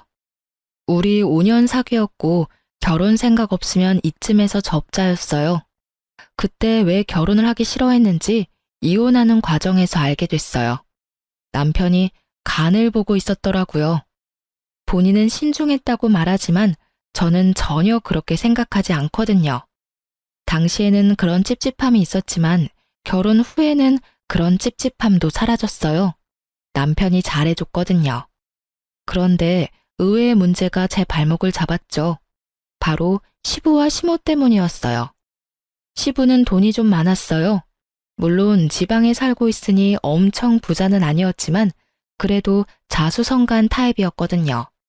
그런 시부가 늦바람이 나서 매번 시모와 싸우는 거예요. 두 사람만 싸우면 되는 일인데 시모는 매번 싸우면 저희 집에 오는 거예요. 솔직하게 말해서 어느 한쪽 편을 들라고 했으면 더 편했을지도 모르죠. 계산 따라서 더 이득인 쪽에 붙으면 됐을 테니까. 하지만 그렇게 할 수도 없는 게 남편이 시부 밑에서 일하고 있었거든요. 시부 탓을 해버리면 남편 입장이 곤란해지는 거죠. 그리고 와이프인 저도 그 아슬아슬한 줄타기에 매번 동원돼야 했고요. 남편은 그런 시모도 시부도 대면대면하게 대했고 결국 시모의 감정 관리는 모두 제 몫이었죠. 저는 시부가 왜 바람 피는지 누구와 바람이 났는지 그런 건 하나도 궁금하지 않았어요. 알면 아는 대로 피곤해질 일이고 솔직하게 말해서 너무 깊이 파고들 생각도 들지 않았거든요. 그렇지만 시모는 달랐어요. 저희 집에 와서 시부의 내연녀에 대한 이야기를 하며 제게 스트레스를 모두 퍼부어버리더라고요. 처음에는 며느리에게 그런 모습 보이기 싫어서였는지 체면 칠해하려고 그랬는지 저희 집에는 오지 않고 남편에게 전화로만 하소연했었거든요. 하지만 결혼 후 1년이 지나기 시작하니 시부와 싸울 때마다 저희 집으로 찾아오더군요. 처음에는 그런 시모를 잘 달래야겠다고 생각했죠. 저도 사람이고 여자인데 바람 피는 시부에 대한 분노가 없었겠어요? 시모가 딱하다고 생각했는데 나중에 알고 보니 꼭 시부가 잘못한 것만도 아니더군요. 이 상황을 한마디로 표현한다면 유유상종, 이 사자성어가 딱 들어맞는 것 같네요. 시모는 시모대로 시부에게 스트레스를 주고 있더군요. 시부가 벌어오는 돈을 탕진하는 것도 모자라 젊은 시절 볼품없었던 시부를 그렇게 탐탁지 않게 여겼다고 하더군요. 와이프한테 무시당하고 벌어온 돈 다 착취당하면 늦바람이 나도 어쩔 수 없겠다는 생각이 들 정도로 두 사람의 역사는 참으로 치열했어요. 그렇지만 그건 두 사람의 문제고 저희와는 관련이 없는 일인데도 시모는 저희 집에 와서 그 스트레스를 풀어버리는 거예요. 남은 사람들에게 쌓일 스트레스는 생각도 않고 말이죠. 밥을 해주면 밥투정, 청소해주면 마음에 안 든다며 다시 하라고 하고 정말로 시모의 투정과 억지가 대단했어요. 저도 참기만 한 건 아니었어요. 몇 번을 남편과 시모에게 이야기하고 하소연도 했지만 돌아오는 건 싸늘한 눈빛과 네가 이해하라는 말뿐. 괜히 남편이 남의 편인 게 아니더라고요. 그리고 결국 사건이 터져버렸죠. 그날은 친정엄마의 생일이었어요. 한 달 전에 미리 남편에게 엄마의 생일을 알려줬었죠. 그런데 시모가 엄마 생일 일주일 전부터 저희 집에 와서는 집에 갈 생각을 안 하더군요. 친정엄마 생일 전에는 가겠지 싶었는데 아예 눌러앉기로 작정을 했는지 시모는 꿈쩍도 안 했어요. 결국 친정엄마 생일날 점심 식사에 시모에게 제가 먼저 말했어요. 어머님, 죄송한데 오늘 저녁 식사는 혼자서 드실 수 있겠어요? 제가 약속이 좀 있어서 나가봐야 하거든요. 아니면 근처 음식점에서 맛있는 거라도 시켜드릴게요. 뭐? 너 손님 놔두고 집 비우는 거 아니다? 그거 사람 홀대하는 거랑 똑같은 거야. 어이가 없었죠. 그리고 손님이라니. 정말 손님이었다면 쫓아내기라도 했을 텐데 말이죠. 어머님, 오늘 친정어머니 생신이라 한 달 전부터 미리 예약을 해놨어요. 그래서 어쩔 수 없이 나가는 거니까 이해 좀 해주세요. 갈수록 웃긴 애네. 네가 그 집 사람이야? 너 이제 우리 집 사람이야. 우리 집에 시집 왔으면 당연히 너희 엄마보다는 나한테 더 신경 써야 하는 거 아니냐? 네 엄마가 널 그렇게 가르치디? 너 이따위로 행동하는 거 너희 엄마가 알고는 있어? 시모는 연신 시부의 험담을 늘어놓던 입으로 저희 엄마를 모욕하는 말을 늘어놓기 시작했어요. 사돈은 도대체 이런 애를 집 밖에 내놓을 생각은 어째 하셨대? 하긴 고슴도치도 제 자식이 제일 예뻐 보인다니 할 말은 없다만. 너 죽어도 이 집 귀신 되는 거야. 네가 죽으면 그 집에서 네 제사라도 치러준다니? 이래서 요즘 애들은 안 된다니까. 주제를 몰라요, 자기 주제를. 저는 시모가 저를 향해 내뱉는 말들을 듣지 않으려 애를 써야 했어요. 정말 기분이 더럽고 엿 같았거든요. 저는 착한 사람이 아니에요. 그리고 인내심이 그리 좋은 사람도 아니었고요. 평범한 사람이었어요. 모욕받으면 열받고 욕 들으면 두 배로 욕해주고 싶은 평범한 사람. 그렇지만 어른에게 그렇게 할 수는 없다는 생각으로 그냥 무시했어요. 시모가 뭐라고 뒤에서 떠들던지 들리지 않는 척하며 씻고 화장하고 생일 잔치에 갈 준비를 했죠. 제가 자기 하는 말을 모조리 씹어버리고 무시하자 열받은 시모가 고래고래 고함을 지르더군요. 야, 네가 뭔데 날 무시해? 이런 싸가지 없는 년을 봤나? 네 엄마도 이렇게 싸가지 없겠지? 원래 윗물이 맑아야 아랫물이 맑은 법이다. 네 엄마가 널 이렇게 예의라고는 쌈 싸먹은 년으로 키워서 네가 이 모양 이 꼴 아니겠냐? 야, 여기 보라는 말 안 들려? 그만 좀 하세요. 저한테 왜 소리 지르시는데요? 열받는 일 있으면 당신 자식한테 하시면 되잖아요. 며느리한테 열받는 감정 다 털어서 버리시면 그렇게 기분이 좋으세요? 싸가지가 없는 게 누군데 여기서 저한테 막말하시는데요. 부모 생일 잔치도 못 가게 하는 시어머니야말로 싸가지 없는 사람 아닌가요? 며느리한테 불효 저지르라고 말하는 시어머니가 어딜 봐서 깨끗한 사람이냐고요. 이게 정신이 나갔나? 너 지금 누구한테 대드는 거야? 우리 엄마 욕한 사람한테 대드는 거죠. 이제부터 남편 없을 때는 이 집 찾지 마세요. 저는 어머님 자식 아니고 며느리예요. 엄연히 남의 귀한 자식이고 존중받아야 할 사람이라고요. 열받고 화나는 일 있으면 당신 자식한테 그 스트레스 다 푸세요. 남의 자식한테 스트레스 풀지 마시고. 저는 결국 크게 화를 내고 집 밖으로 나와버렸어요. 남편도 오늘 장모님 생일인 걸 알고 있으니 알아서 올 거라고 생각하고 따로 연락도 하지 않았어요. 솔직하게 말하면 남편 얼굴 보고 싶은 마음이 전혀 없었거든요. 지금 보면 싸움만 할 것 같아서 연락하지 않았어요. 저녁이 되면 이 불같은 감정도 가라앉을 테니 그때 남편 보면 되겠지 싶었거든요. 그런데 남편이 약속 장소에 오지 않더군요. 아무리 기다려도 오지 않고 이미 생일 식사는 시작돼서 결국 남편에게 전화했어요. 당신 도대체 어디... 야, 너 우리 엄마한테 무슨 말 했어? 왜 엄마가 집에서 혼자 울고 계시냐고. 당신 지금 집이야? 그래, 집이다. 넌 집구석 엉망으로 만들고 어딜 기어나간 거야?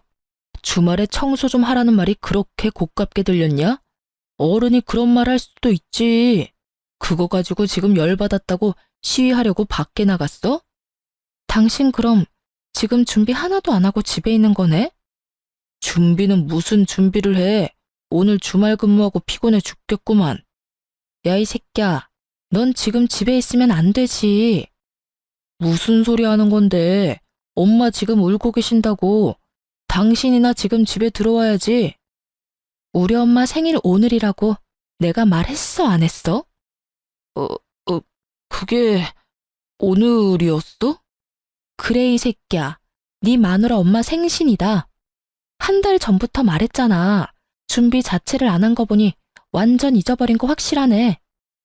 그치만 당신이 집을 이렇게 만들어 놓고 나가서 나도 정신이 없었다고. 그런 일이었으면 엄마한테 그렇다고 나가면 될 일이지. 왜 엄마는 울려?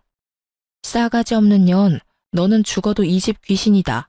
친정엄마 생일은 중요하고 나는 안 중요하냐? 그게 내가 어머님한테 들은 말이거든?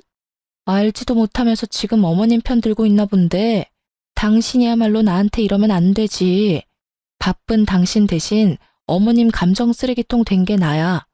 내가 그 감정 다 받아내고 치우고 대신 스트레스 받고 있었거든? 원래는 다 네가 해야 되는 일이고. 그렇다고 어른한테 소리를 지르고 가면 내 욕만 했으면 나도 참았지. 근데 왜 우리 엄마를 들먹여? 누구는 남의 부모 이야기 못해서 참는 줄 알아? 어머님이 하신 말 중에 한 가지는 정확하게 들어맞네. 윗물이 맑아야 아랫물이 맑다더니 봐봐. 사돈 욕하면서 엄마 생일에 보내주지도 않으려는 어머님이나 장모님 생일 같은 건 싸그리 잊어버리고 대리효도 해준 나한테 화내는 당신이나 똑같다. 그치?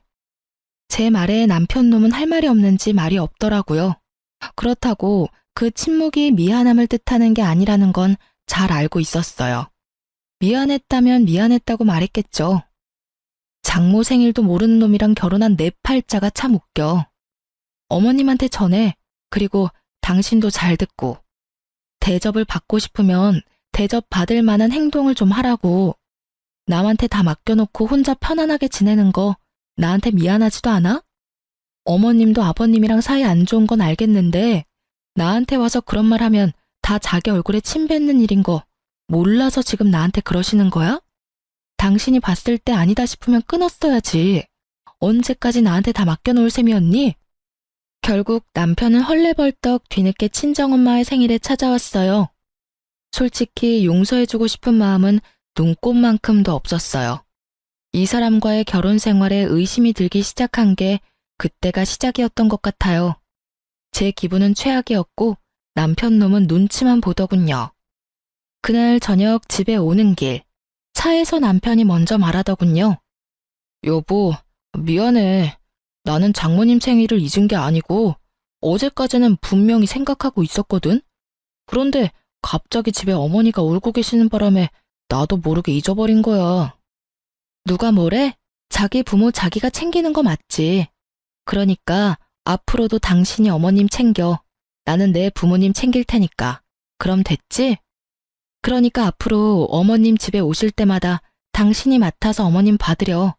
설마 어머님이 당신한테까지 막말하진 않겠지. 얼마나 귀한 아들인데 나쁜 말을 해?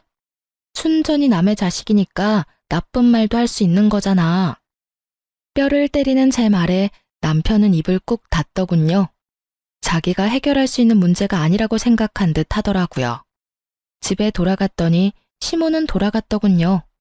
하지만 그 뒤에도 몇 번 집에 왔어요. 그리고 시모가 올 때마다 저는 집에서 나갔어요. 남편에게 시모 왔다고 전해주고 제 몸만 몰래 빠져나온 거죠. 결국 바쁜 와중에 시모의 감정 쓰레기통이 된 남편은 몇 주도 못 버티고 손을 들었어요. 시모에게 제발 집에 오지 말라고 빌며 시댁으로 보냈다더군요. 그래도 남의 자식이 아니라 제 자식의 부탁이니 말은 잘 들어주더군요. 그 뒤로는 시모도 저희 집에 온 일이 없었어요. 저도 남편도 평온한 시간을 되찾게 된 거죠. 저와 남편의 생활은 꽤나 오랫동안 유지가 됐어요. 시댁에서 시모와 마주쳐도 시모는 제게 한마디도 안 했어요. 기분이 나빠져라기보다는 자신이 여기서 화를 내고 짜증을 내면 남편에게 더 미움받을까봐 걱정했던 것 같더라고요. 그리고 시부에게 책 잡히는 게 싫어서 그랬던 것 같기도 하고요. 그리고 그런 시모 덕분에 저는 생각보다 편하게 시댁에 다닐 수 있었어요. 그 와중에 저와 남편 사이에는 딸아이가 태어났어요.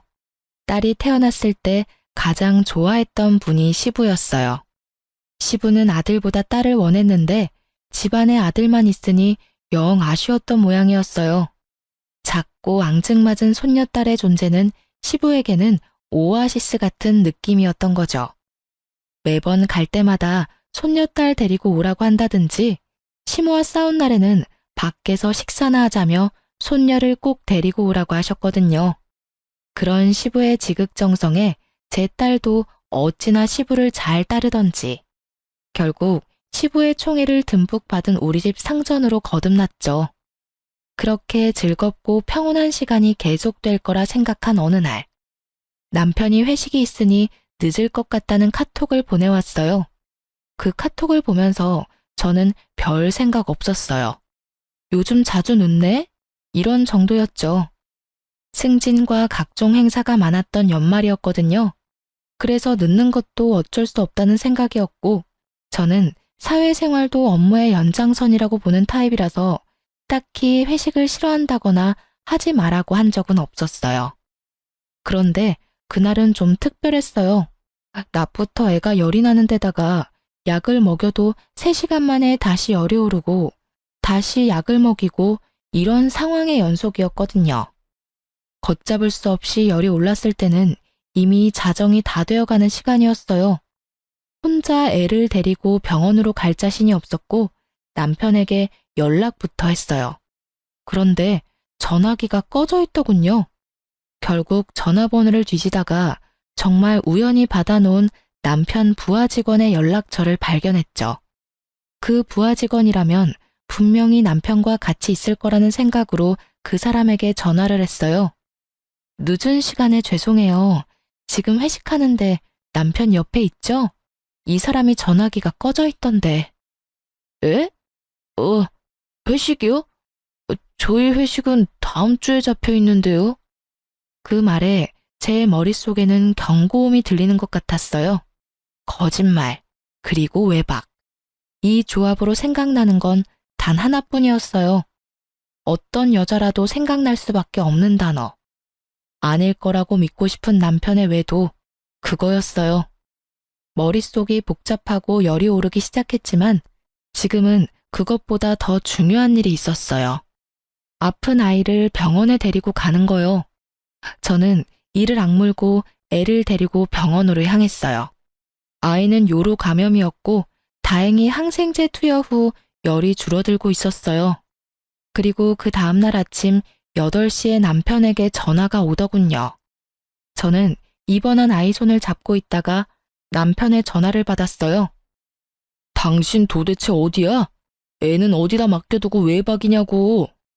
지금 당신이 나한테 그런 말을 할 자격이 있어?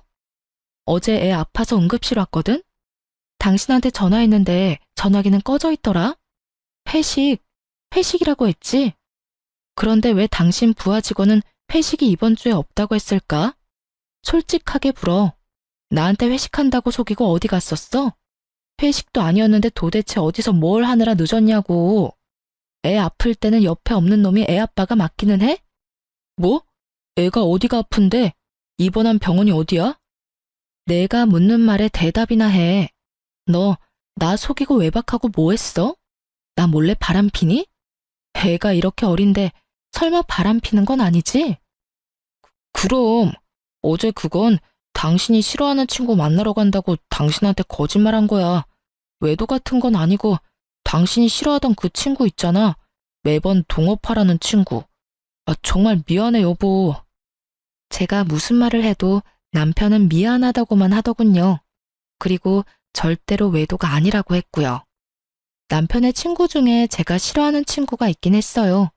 사기꾼 같은 놈이 하나 있었는데 그 놈이 보자고 한다고 남편이 외박을 한다? 그건 아니라고 생각했어요. 남편도 그 친구를 곤란해하는 게 눈에 보여서 제가 남편 대신 그 친구 못 만나도록 못 박은 거거든요. 그 친구한테 제 핑계대고 피하라고. 그러니 그런 친구 때문에 외박을 할 리가 절대 없어요.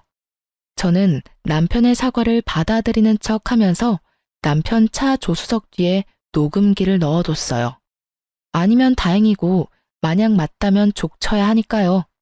그리고 저는 남편 놈의 더러운 거짓말을 다시 알게 됐죠. 차 안에 놔둔 녹음기에 남편의 전화 내용이 고스란히 녹음됐거든요. 여자와 함께 만나 대화하는 내용뿐만 아니라 와이프에게 들켰으니 이제 만나는 거 조심해서 만나자는 내용도 있었어요. 그 대화 내용을 듣는데 얼마나 웃겼는지 아세요? 두 사람이서 절대로 들키지 않을 계획을 열심히 짜더군요. 폰 들키는 거 대비한 세컨폰 만드는 것부터 세컨폰 숨겨뒀을 때는 네이버 블로그 댓글창을 이용해 대화하자고요. 배신감에 저는 남편놈에게 복수심을 활활 불태웠어요. 솔직하게 말하면 당장이라도 남편과 상간녀에게 달려가 제게 눈물 흘리게 만든 값을 받아내고 싶었어요. 그렇지만 이때 저는 그런 생각을 했죠. 제가 이혼을 하지 않겠다고 다짐했다 하더라도 상황이 어떻게 굴러갈지는 알 수 없을 거라고. 그래서 저는 증거를 모으기 위해서 남편과 상간녀를 미행하기로 했어요. 남편을 미행해서 상간녀의 집을 알아냈고 상간녀의 집 앞을 지키고 섰어요. 그런데 얼마 뒤 저는 정말로 당황할 수밖에 없었어요. 정말로 의외의 인물이 밖으로 나왔거든요. 저는 너무 당황한 상태로 사진부터 찍었어요. 상간녀에게 직접 가서 따지려고 했던 제 계획은 잠시 뒤로 물렸어요. 저는 계획을 바꿔서 남편부터 추궁하기로 했어요. 그리고 여차하는 순간 저 인물이 저에게는 도움이 될 것 같았거든요. 저는 그날 저녁 남편에게 가서 말했어요. 나랑 이야기 좀 해. 당신 나 말고 다른 여자 생긴 거 맞지? 갑자기 무슨 말이야. 이상한 소리 하지 말고 식사나 하자. 말 돌리지 말고. 나 당신 차 안에 녹음기 넣어놨었어. 거기 이미 다 녹음됐더라고. 당신이랑 그 여자 작당하는 거. 지금 당장 헤어져. 그러면 내가 용서해 줄게. 용서? 야, 네가 뭔데 날 용서하고 말고 해. 진짜 어이가 없어서. 내가 바람을 피든 말든 당신이 뭔 상관인데? 나도 당신처럼 성질 더러운 여자랑 사는 거 싫어. 그 성질 더러운 여자 싫으면 결혼은 왜 하자고 그랬어? 그리고 처음부터 내가 성질이 더러웠어? 너랑 네 엄마한테 그만큼 당하는데 성질이 안 더러워지는 게 이상하지. 그래서 어쩔 건데? 나랑 이혼이라도 하겠다는 거야? 이혼이 별거야? 서로 싫어지면 헤어지는 게 맞는 거지. 그래, 헤어져. 헤어지고 나도 좀 편하게 살아보자. 솔직하게 말해서 너 우리 엄마한테 예의 없이 구는 것도 얼마나 열받았는지 알기는 해? 그 여자는 당신처럼 이렇게 아나무인인 사람이 아니야. 상간녀를 두둔하는 말을 하며 남편놈이 실컷 짓거리더군요. 제 무덤 파는 줄 모르고 열심히 파서 묻히기 전에 한 번 더 물어봤어요. 그래서 이혼하겠다. 그 말이지? 그래, 이혼해 줄게. 내가 용서해 주겠다고 했는데도 굳이 지옥길로 알아서 걸어가겠다. 이 말이지? 제 말이 심상치 않음을 느꼈는지 남편놈이 잠깐 흠칫하더군요. 그렇지만 자기도 뱉은 말이 있으니 번복하지는 않더군요. 뭐든지 법대로 할 거야, 법대로. 그래, 그럼 이혼해 줄게. 아버님이랑 어머님한테 이야기하러 가자. 당신 바람나서 애랑 나 버리고 이혼하겠다고 이야기할게. 남편놈 얼굴이 새카맣게 변하더군요. 시아버지 밑에서 일하는 남편놈은 자기 딸이 시아버지의 마음을 얼마나 많이 사로잡았는지 잘 알고 있었거든요. 친권이랑 양육권은 안 줄 거야. 넌 나한테 주게 되어 있어. 이 이혼은 전적으로 다 네 탓이니까. 넌 바람을 폈고 너희 엄마는 나를 괴롭히고 내 친정을 모욕했지. 게다가 아이가 아플 때도 바람을 폈으니 애를 데려갈 자격이 있기나 하겠어? 제 말에 남편이 부들부들 떨더군요. 저는 남편놈을 강제로 시댁으로 끌고 가서 시부모에게 이혼 이야기를 꺼냈어요. 아버님, 어머님, 저희 이혼하기로 했어요. 제 말에 시모가 비웃으며 한마디 하더군요. 네, 그렇게 될 줄 알았어. 네가 잘나면 얼마나 잘났다고 시어머니 이겨먹고 잘 살 줄 알았어? 당신은 좀 가만히 있어. 며느라가 왜 갑자기 이혼을 하겠다고 하냐? 그 문제가 아니면 다시 생각해보고. 이 사람이 바람을 폈어요, 아버님. 그 말에 시부가 찔끔 놀라더군요. 자기도 바람을 폈으니 말이죠. 그런데 제가 용서해 줄 테니 그 여자랑 인연 끊으라고 했는데 그럴 바엔 저랑 이혼하는 게 낫겠다고 하더라고요. 그래서 원하는 대로 이혼해주려고요. 전 분명히 기회를 줬어요. 그런데 그걸 거절한 건 남편이에요. 그럼 우리 손녀딸은? 제가 데려갈 거예요. 이 사람 아이 열이 펄펄 나서 병원 간 날에도 상간녀 만나느라 제 연락도 못 받은 인간이거든요. 그런 사람한테 양육권에 친권이 가당키는 해요? 으이구, 네가 잘했어야지. 왜 우리 아들 욕을 하고 그래? 오냐, 이혼해라. 누가 와도 너보다는 낫겠어. 호언장담하는 시모를 보며 저는 속으로 비웃어줬어요. 아무것도 모르는 저 할머니가 상간녀 정체를 알고도 저렇게 평온하겠나 싶었거든요. 확답을 듣고 나니 이 두 사람을 용서할 생각이 완전히 사라졌어요. 그렇게 저는 이혼을 하기로 하고 짐을 챙겨 아이와 함께 집을 나왔어요. 그리고 이혼 소송에 관해 이야기 나누자며 남편과 시부모를 가게로 데려왔어요. 시부모에게는 손녀를 마지막으로 볼 수 있게 해주겠다고 했죠. 그렇게 식당에서 저는 시부모와 남편에게 말했죠. 확실하게 이혼하기 전에 식사 한번 대접해드리고 싶었어요. 아가, 이혼은 다시 한 번 더 생각해보거라. 이 핏덩이 같은 것이 아버지 없이 살면 얼마나 힘들겠니? 당신은 왜 그런 말을 해요? 제가 뭐라고 그렇게 두둔하냐고요? 그리고 넌 뭐가 그렇게 매번 당당해? 식사 대접? 웃기고 앉았네. 네가 왜 우리한테 식사를 대접해? 뭔 꿍꿍이가 있으니까 불렀겠지. 우리 아들한테서 얼마나 뜯어먹을 작정이야? 말씀이 심하시네요. 뜯어먹기는 누가 누굴 뜯어먹어요? 그건 어머님이 곧 하시게 될 텐데요. 저의 말과 함께 방 밖에서 똑똑 노크 소리가 들렸어요. 손님이 오신 모양이네요. 애초부터 식사 자리는 6명으로 세팅이 되어 있었어요. 제가 상간녀를 불렀거든요. 어차피 하게 될 상견례 미리부터 시켜주려고요. 그리고 문이 열리고 들어선 사람들의 얼굴을 보고 시부모와 남편의 얼굴이 완전 경악으로 물들었어요. 인사들 하세요. 남편 상간녀랑 그 어머님이세요. 저 년이 왜 여기를 왜 와? 시모가 숨 넘어갈 듯 소리치고 있었어요. 그리고 시부는 아무 말도 못하고 눈만 질끈 감고 있었고요. 남편은 이 상황이 어이없는지 저한테 그러더군요. 당신 왜 이 사람 부른 거야? 어차피 나랑 이혼하고 저 여자랑 결혼할 거잖아. 미리 상견례 좀 시켜드리려고 불렀지. 그게 지금 말이라고? 남편 말이 끝나기도 전에 시모가 남편을 바라보며 잔뜩 화난 목소리로 물었어요. 아들, 너 설마 저년 딸년이랑 바람난 건 아니지? 에? 어머니, 무슨 말씀하시는 건지. 저년 저거 네 아버지 내연녀야 이놈아. 너 도대체 어디서 누구를 만나고 다닌 거야? 뭐라고요? 남편이 놀라서 상간녀를 바라보았고 상간녀도 몰랐는지 남편을 놀란 얼굴로 쳐다보더군요. 내가 저년 때문에 마음고생한 거 생각하면 네가 나한테 이러면 안 되지.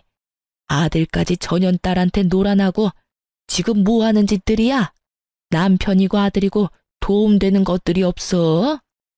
아버지, 이게 대체 다 무슨 소리예요? 아버지가 바람 피운 상대가 정말로... 시부는 말이 없었고 시부의 내연녀도 말이 없었죠. 저는 남편에게 말했죠. 당신이 나랑 이혼하고 싶은 게 저 여자 때문이었잖아. 저 여자가 그렇게 좋다며? 그럼 둘이 결혼해. 할 수 있으면. 나는 어차피 이혼할 건데 그렇다고 두 사람이 내 눈에 눈물 흘려놓고 행복하게 하하호호 사는 건 보고 싶지가 않거든? 그리고 어차피 지금 알게 되나 나중에 알게 되나 알게 되는 건 시간 문제였으니까 나한테 고마워해. 제 말에 남편놈이 그제야 제가 이런 일을 벌인 걸 알고 온몸을 부들거리며 소리치더군요. 당신 진짜 어떻게 이런 짓을... 너야말로 나한테 어떻게 그런 짓을 해? 말은 바로 해. 용서해주겠다고 한 사람은 나고 그걸 거절하겠다고 한 사람은 너야. 열심히 네 무덤 파고 있는 거 보면서 즐거웠다 미친놈아. 말을 잊지를 못하는 남편에게서 눈을 돌려 얼굴이 벌겋게 된 채 시부의 내연녀를 바라보는 시모에게 말했어요. 어떤 여자가 와도 저보다는 낫겠다고 하셨으니 며느리 잘 대해주세요. 아드님이 아주 사랑하는 여자라고 하더라고요. 저랑은 다르게 싹싹하다던데. 그쪽 아들이 며느리 한번 잘 골라왔네요. 그쵸? 그리고 딸을 저리 키운 상간녀의 엄마에게도 잊지 않고 말해줬죠. 딸을 어떻게 키웠길래 가정 있는 남자를 건드려 놓고 뻔뻔하게 딸내미 상견례까지 시키겠다고 이 식당 찾아온 거 보면 참 그나물의 그 밥이다. 그쵸? 엄마 닮아서 그런가? 남자 후리는 솜씨도 대단하고요. 하여튼 딸 한번 잘 키우셨네요. 다들 더 반갑게 인사하세요. 하나하나 성질 긁어대는 제 소리에 시모가 완전 열이 받을 대로 받았더라고요. 너 이렇게 될 줄 알고 여기 불렀지? 뭐 때문에 이런 여자 불렀어? 너 이런다고 내가 이혼 반대할 것 같아? 무서운 말씀하시네요. 저는 이혼할 거예요. 거기에는 어머님 지분도 있는 거 아시죠? 매번 저희 집에 와서 저 시집살이 시키는 것도 모자라서 시아버지랑 내연녀 욕해대면서 불쾌한 감정 저한테 다 쏟아내셨잖아요. 그런 분을 어떻게 모시고 살아요? 시모는 약이 단단히 오른 듯 했어요. 하지만 더 이상 그 화살을 저한테 돌리지는 않았어요. 바로 시부에게 한바탕 쏟아내더군요. 당신 때문에 내가 이게 무슨 꼴이야? 저 새파랗게 어린 년 때문에 내가 당한 꼴을 봐. 당신이 저런 년이랑 바람만 피우지 않았어도 내가 이렇게 꼬투리 잡힐 일이 없었을 거라고.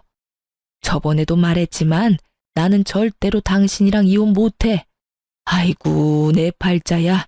어떻게 남편 복도 없는 년이 자식 복, 며느리 복까지 없어서 이 수모를 당하고 살아? 너도 마찬가지야 이놈 자식아. 네 아버지만으로는 부족하더냐? 할 짓이 없어서 계집질을 해. 그것도 저런 년 딸한테 홀딱 빠져가지고. 어떻게 너마저 나를 배신해? 시모가 쏟아붓는 말에 남편 얼굴이 하얗게 질리더군요. 재혼? 꿈도 못 꾸겠죠. 제 어미 가슴에 못 박은 여자딸이랑 무슨 결혼을 해요? 혼인의 혼자만 꺼내도 시모가 뒤로 넘어갈 판인데. 이게 다 무슨 일이야? 엄마, 이야기 좀 해봐. 엄마 만나는 사람이 이 사람 아버지야? 상간녀도 제 어머니가 어떤 사람인지를 알았어요. 너야말로 이게 다 무슨 일이야? 너 제대로 된 남자 만난다고 하지 않았어? 그런데 불륜? 상간녀의 어머니도 자기 딸이 어떤 사람인지 알게 됐죠. 엄마야말로 불륜이잖아. 나한테는 일찍 사별하고 돈만 많이 벌어다 놓은 영감이라며. 얘가 못하는 소리가 없어? 엄마가 언제 그렇게 말했어? 엄마는 나한테 화내면 안 되지. 엄마도 똑같이, 아니, 나보다 더한 짓 했으면서. 결국 이 집도 저 집도 똑같이 풍비박산이 나버렸죠. 그리고 그 와중에 웃는 건 저뿐이었고요. 정말 너무나 통쾌하기 짝이 없는 장면들이었어요. 상간녀와 남편의 행복한 미래는 이미 산산조각 났고 두 사람의 암울한 미래 앞에는 부모님들이 있었죠. 서로가 서로를 물고 뜯는 상황을 보며 저는 차분히 모든 걸 보고 있었어요. 그러게 남의 눈에 눈물 흘리게 만들면 자기 눈에는 피눈물 나는 거 미리 알았어야죠. 서로 물고 뜯다가 잠시 소강 상태가 되자 저는 그제야 가방에서 이혼 서류 꺼내 남편에게 던져줬어요. 이혼 서류야. 내가 작성할 건 이미 다 했고 나머지는 당신이 작성해서 내. 소송 때 보자. 아, 그리고 미리 축하해. 두 사람 행복하게 살았으면 좋겠네. 절대로 이루어질 수 없는 두 사람의 미래를 축하하며 저는 자리를 떠났습니다. 남은 사람들이야 신경 쓸 필요 있나요? 저도 제 감정 추스리기에 바쁜 사람인데 이 와중에 날 엿먹인 인간들을 위한 배려 같은 건 필요 없잖아요. 그렇게 이혼은 진행됐어요. 남편 놈도 그 상간녀를 포기하지 못한 듯 보였어요. 하긴 뜯어내면 뜯어낼수록 더 들러붙는 게 불륜 사이라고 하지 않던가요. 그렇지만 부모들이 그걸 바라지 않는데 두 사람이 그 뜻을 이룰 수는 없겠죠. 시모는 결국 그 일 이후로 완전 정신적인 타격을 받아서 정신과에 다니고 있다고 하더라고요. 시부의 배신 때문에 그렇게 열받아서 저한테 모든 걸 쏟아내던 시모였는데 결국 아들놈까지 자기를 배신하는 짓을 했으니 정신이 나만 나겠어요? 저 같아도 정신과 다닐 만큼 타격을 받았겠죠. 어떤 여자라도 저보다 낫겠다며 그렇게 호언장담을 하며 이혼하라고 떵떵거리더니 정작 이혼하고 나서 아들이 데려온 여자가 시부 내연녀의 딸이라니 게다가 얼마나 웃겨요? 남편 바람난 것 때문에 그렇게 열받은 사람이 아들 바람나서 며느리가 이혼하게 됐는데 잘 됐다며 이혼하라고 말하는 것 자체가 말이죠. 저 같으면 자기 아비랑 똑같은 짓 했다면서 냅다 두드려 패버렸을지도 모르는데 역시 남다른 정신세계를 가지고 있는 분이셨어요. 그리고 남편은 정말 웃겼어요. 이혼 소송 중에 시부와 남편 저 셋이 다시 만난 적이 있었거든요. 시부가 불러들인 거였어요. 시부가 저한테 그러더라고요.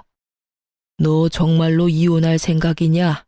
나는 너희가 이혼하지 않았으면 좋겠다. 내가 아들에게 나쁜 영향을 줬다고는 생각하지만 그렇다고 아들이 잘못된 상대와 재혼하는 건 아니라고 생각하거든. 아버지, 저희 정말로 이혼할 거예요. 그리고 저는 이 사람보다 그 여자가 더 좋다고요. 아버지가 이해 좀 해주실 수 없어요? 안 된다면 절대로 안 돼. 그 여자 말고 다른 여자를 데려왔으면 또 모를까. 너는 그 여자가 어떤 여자인지 알면서도 나한테 재혼 이야기를 꺼내? 그리고 손녀딸이랑 며느리 다시 데려오지 않으면 너한테는 절대 상속 같은 건 없어. 알았어? 아버지, 잘못한 건 제가 아니라 아버지잖아요. 웃기시네. 아버님이 바람피는 건 잘못이고 네가 바람피는 건 잘못이 아닌 거야? 자기는 잘못한 거 하나도 없다는 식으로 이야기하네. 그러게 왜 바람을 펴? 당신이 바람만 안 폈어도 당신 처지가 이렇게 꼬이지는 않았겠지. 남편은 아무 말도 못하고 저만 노려보더군요. 당신이 그 자리에서 그런 짓만 안 했어도 나중에 충분히 설득할 수 있는 일이었어. 그 말 병원 다니고 계신 어머님 앞에서 한번 해봐. 어머님 병원에 실려가시겠지. 구구절절 맞는 말이라 그런지 남편이 입을 꾹 닫더군요. 너희가 헤어진다고 해도 너희 딸은 내 손녀다. 그것만은 잊지 말아라. 그리고 며느라가 네가 한 달에 한 번만이라도 손녀 데리고 나를 찾아와주면 나도 너한테 위자료를 지급할 생각이다. 그렇게 해주겠니? 네, 그리 원하시면 매달 와서 보여드릴게요. 그 순간 위자료가 탐났다기보다는 아이에게서 든든한 보호자를 뺏을 수 없다는 생각 때문에 받아들인 제안이었는데 생각보다 더 큰 위자료를 주시더라고요. 지금 남편과 같이 살고 있던 시부 명의의 아파트요. 그걸 제 앞으로 해주셨거든요. 저는 제가 마음 놓고 살 수 있는 공간이 생긴 터라 마음이 놓였고 남편 놈은 다시 시부의 눈이 닿는 곳에 들어가게 됐죠. 상간녀도 남편과 결혼하려고 그렇게 애썼는데 상간녀의 엄마가 두 사람 사이를 뜯어 말렸다고 해요. 건너 들은 바로는 상간녀의 엄마와 시부는 제가 서로의 가족을 만나게 한 그 즈음에 결혼 이야기가 나오고 있었다고 하더라고요. 시부도 귀찮은 시모를 떼어놓고 싶어한 모양이었고 상간녀의 엄마는 시부의 와이프가 되면 꽤나 풍족한 생활을 할 수 있을 거라는 생각에 그렇게 하자 이야기가 되고 있었다고 하더군요. 그런데 제가 두 가족을 만나게 하는 바람에 일이 꼬여서 두 분의 결합은 없던 일이 되어버렸거든요. 눈앞에 있던 커다란 고기가 사라진 상간녀의 엄마가 상간녀를 뜯어 말린 건 어쩔 수 없는 일이었던 거죠. 그렇지만 상간녀도 포기할 수는 없었는지 두 사람이 강제로 혼인신고서를 내려고 벼르고 있었다고 하더라고요. 전 남편이 저한테 그런 이야기를 했거든요. 너랑 이혼만 되면 바로 가서 혼인신고서 낼 거라고. 그런데 시부가 저와 남편을 불러 상속 안 해줄 거라는 이야기와 함께 저희가 살던 집을 제 명의로 돌려준 것을 상간녀가 알게 된 거죠. 상간녀는 상간녀대로 집도 저한테 빼앗기고 상속도 안 되는 남자를 데리고 있느니 다른 남자 찾는 게 더 빠르다는 생각을 한 것 같더라고요.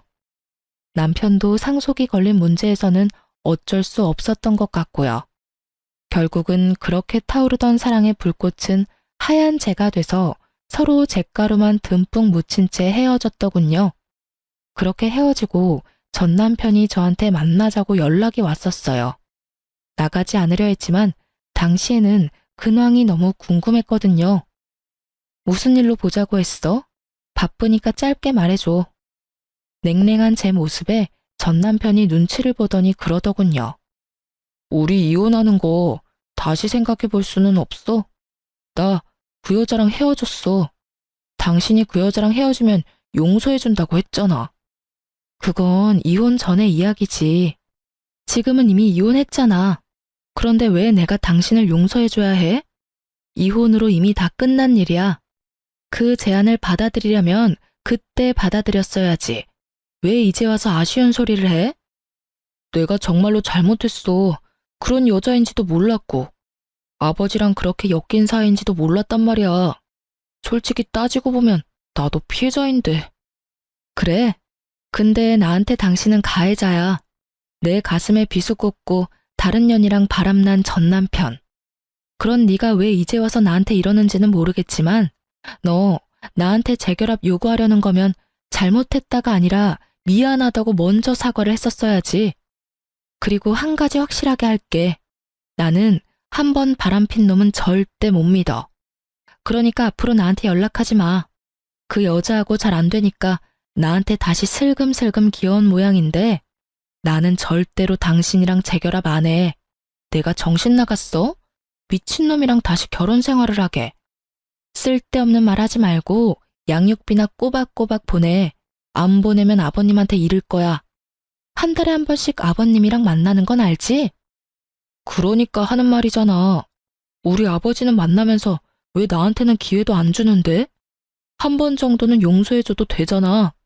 내가 여러 번 바람을 핀 것도 아니고 잠깐 딱 한 번 외도에 빠진 것 뿐인데 그걸 용서를 못한다고 하는 건 좀 아니지. 넌 한 번은 용서해야 하고 두 번은 용서하지 말라는 거야? 그런데 어쩌나? 당신이 한 번 바람 필지 두 번 바람 필지 누가 장담할 수 있는데? 나는 그 한 번이 싫은 거야. 이미 나한테서 맘 떠났는데 어떻게 그게 다시 돌아와? 절대 안 돌아와. 당신이 원하는 건 내가 아니라 시부의 돈이겠지. 앞으로 이런 이야기 할 거면 부르지 마. 서로 시간만 낭비하고 서로 다른 입장만 확인할 뿐이니까. 제 말에 변명을 필사적으로 늘어놓으려는 남편놈을 내버려두고 나왔어요. 아시는 분들은 아실 텐데요. 제 생각에 바람은 습관이에요. 절대 안 한다 맹세해도 그런 상황이 오면 하게 되어 있거든요. 저런 제안은 빠르게 손절하는 게 정답이랍니다. 제가 아는 사람 중에는 바람피는 남편 용서해줬다가 뒤통수 맞은 사람도 있거든요. 그리고 남편놈이 저한테 재결합을 이야기했지만 그게 제가 좋아서 이야기한 건 아니잖아요. 아무리 봐도 시부의 돈이 아까운 게 눈에 보이잖아요. 일이 꼬이지 않아서 시부가 재혼을 허락했다면 이놈이 저 앞에서 이렇게 아쉬운 소리를 할 리가 있겠어요? 사랑도 없는 결혼을 다시 시작할 필요가 없잖아요. 어떤 사람들은 상황이 잘 풀렸으니 그냥 받아주지 그랬냐고 물었죠. 그런데 그런 생각이 들었어요. 시부가 만약에 돌아가시고 나면 저 남자가 그때도 저를 와이프로 여길까 하는 생각이요. 애초에 돈 때문에 상간녀와 헤어진 남자인데 시부의 돈과 재산이 상속되면 당연히 다른 여자 만나는데 주저하지 않겠죠. 그리고 어떤 이유보다도 그 남자가 저를 여자로 보지 않는다는 점이 제일 컸어요. 그것만큼 비참한 게 없으니까요. 그래도 지금은 잘 살고 있으니까 이런 생각도 안 하고 살아요. 떨쳐내는 게 힘들었지만 지금은 그때의 일에 묶여있지는 않으니까요. 쓰다 보니 길어졌네요. 제 사연 들어주셔서 감사합니다. 아, 저에게 응원의 한마디 댓글로 써주시면 더욱 감사할 것 같아요. 여러분, 좋은 하루 되세요.